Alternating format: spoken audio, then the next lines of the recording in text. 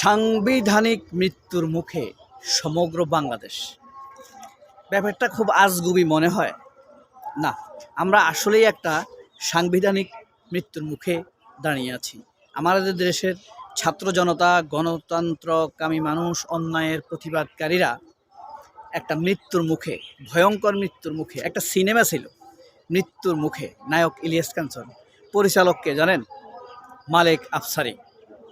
এই লোকটি চালচিত্রকে এত সুন্দরভাবে ফুটিয়ে তুলতে পারে তা বলার অপেক্ষা রাখে না। মানে চলচ্চিত্র মানে কি, যেই চিত্র বর্তমানে সমাজে চলমান সেই চিত্রকে ফুটিয়ে তুলতে মালেক আফসারি একজন চৌকস, পারঙ্গম, চমৎকার ফিল্ম ডিরেক্টর। আমি তাকে আসলেই সমীহ করি। আপনি বলতে পারেন তার চাইতে অনেক বড় পরিচালক আছে, এই সেই, কিন্তু আফটার অল ফিল্মকে টিকিয়ে রাখতে এই ধরনের পরিচালকের ঝুড়ি মেলা ভার। তারা অর্থনৈতিক গতি সঞ্চালন করতে পারে, বাস্তবমুখী, আতলামি করে না আর কি। আপনি বেশি জ্ঞান দেখাইতে গিয়ে আতলামি দেখায় না। এরাই হলো আমার প্রিয়। তো মৃত্যুর মুখে সিনেমার কথা বললাম এই কারণে, জেনে শুনে মৃত্যুর মুখে পতিত হওয়া। নায়ক ইলিয়াস কাঞ্চন, নায়িকা মুনমুন। অনেকে মুনমুন বলতে নাক চিটকায়, তাই না? কিন্তু মুনমুন তো আসলে প্রথম শ্রেণীর নায়িকা, আর তার অভিনয় অনেকের চাইতে ভালো, এবং সে তো তার সময়ের এক সময়ের শীর্ষ নায়িকা। সবাইকে টেক্কা দিয়ে, মৌসুমী, শাবনূরকে টেক্কা দিয়ে, শাবনূরকে আমি ছোট করছি না, তার সময়টাকে সে জয় করতে পারছে মুনমুন। এই কারণে তার সময়ের সে সেরা, এটা বলতেই হবে। কিছু সময় তো সে সেরা ছিল, মানে টপ হিরোইন ছিল। তো এরকমই একটা মৃত্যুর মুখে আমাদের সমগ্র জাতি। আমাদেরকে মৃত্যুর মুখে ঠেলে দিয়েছে কারা? গণতন্ত্রের জন্য এই জাতি আমরা নিজেরাই মরেছি, মৃত্যুর জন্য দাঁড়িয়েছি। ওই যে তাদের খুনি পুলিশ বলেছিল না, একটাকে মারলে একটাই পড়ে, একটা পড়লে একটা দাঁড়িয়ে যায়। তো আমরা দাঁড়িয়েছিলাম কেন? গণতন্ত্রের জন্য। সেই গণতন্ত্রের জায়গায় এখন বসেছে কে? সালাউদ্দিনেরা, তারেক রহমানেরা, মির্জা ফখরুলেরা, ওয়াকারেরা।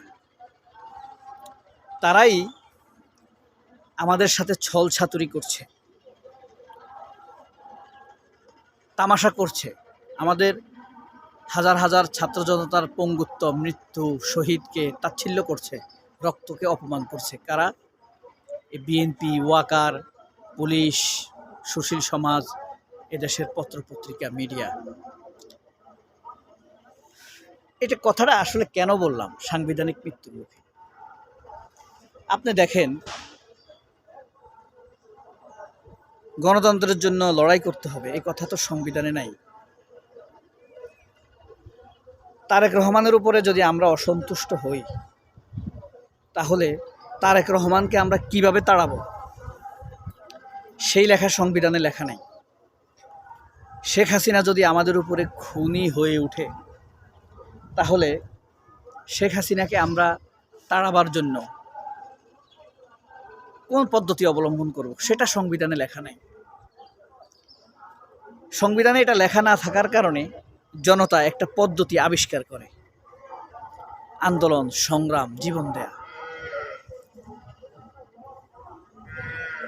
এই মৃত্যুগুলো সাংবিধানিক না, কিন্তু পরবর্তীতে যারা গণতন্ত্রের উত্তরাধিকারী হয়, তারা কিন্তু এই মৃত্যুগুলোকে সাংবিধানিক মর্যাদা দিতে পারে। বুঝতে পারছেন? তারা কিন্তু এই মৃত্যুগুলোকে একটা সাংবিধানিক মর্যাদা তখন চাইলে দিতে পারে। কিন্তু তারাও যদি স্বৈরশাসক হয়ে ওঠে, শেখ হাসিনার মতো তারা তাদের পেশি প্রদর্শন করে, শক্তি প্রদর্শন করে, বেইমানি করে, তাহলে আরেকটি সাংবিধানিক মৃত্যু সামনে দাঁড়িয়ে যায়। একবার তারা মৃত্যুবরণ করেছে গণতন্ত্রের জন্য, আরেকবার তারা মৃত্যুবরণ করে স্বৈরশাসকদের হাতে। ওই গণতান্ত্রিক, ওই দেশের জন্য মৃত্যুটাকে অপরাধী হিসাবে সাব্যস্ত করে সেই অপরাধের শাস্তি দেওয়া হয়।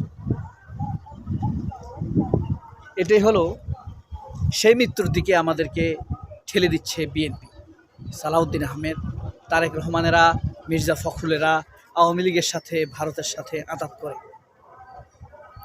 এখন কথা হলো, তারা কি না বুঝে এটা করে নাকি বুঝে শুনেই করে?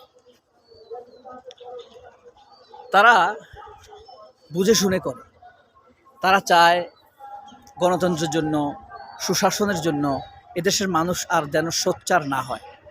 ভারত যেভাবে যেই ডিকটেশনে চায় সেই ডিকটেশনেই এদেশ চলুক। এ কারণে তারা আমাদের মহৎ মৃত্যুকে নিরুৎসাহিত করে, কলঙ্কিত করে।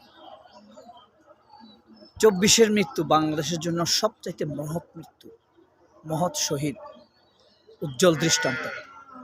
এই সম্মানকে, এই উজ্জ্বল দৃষ্টান্তকে তারা কলঙ্কিত হিসেবে উপস্থাপন করতে চায়, অপরাধ হিসেবে সাব্যস্ত করতে চায়। এ কারণেই আরেকটি বিএনপি এই সম্মানজনক মৃত্যুগুলোকে অবজ্ঞা করে, অবহেলা করে, রক্তকে, ত্যাগকে অবহেলা করে তারা একটি নজির স্থাপন করতে চায় যে শেখ হাসিনার বিরুদ্ধে আন্দোলন সংগ্রাম ছিল অবৈধ। যারা আন্দোলন সংগ্রাম করেছে তারা অবৈধ কাজ করেছে, অন্যায় করেছে। পরবর্তীতে যদি স্বৈরশাসকরা সুযোগ পায়, অথবা এরাও যদি সুযোগ পায়, সেগুলোর বিচার করবে। অর্থাৎ আমাদেরকে কাঠগড়ায় দাঁড় করাবে। সেই দাঁড় করাবার পথটি উন্মুক্ত করে রাখে এই সালাউদ্দিন আহমেদের, মির্জা ফখরুল।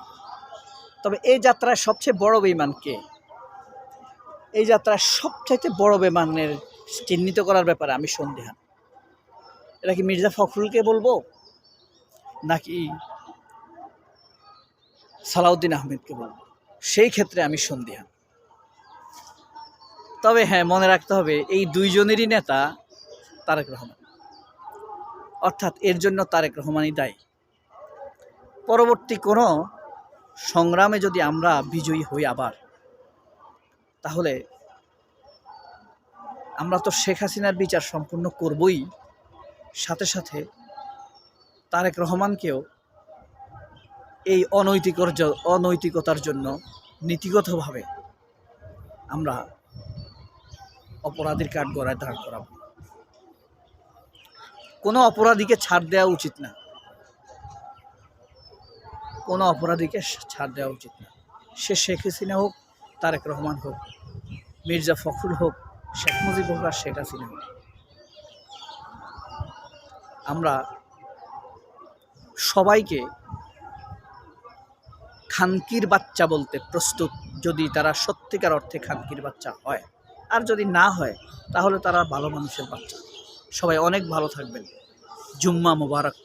ইনকিলাব জিন্দাবাদ। আসসালামু আলাইকুম।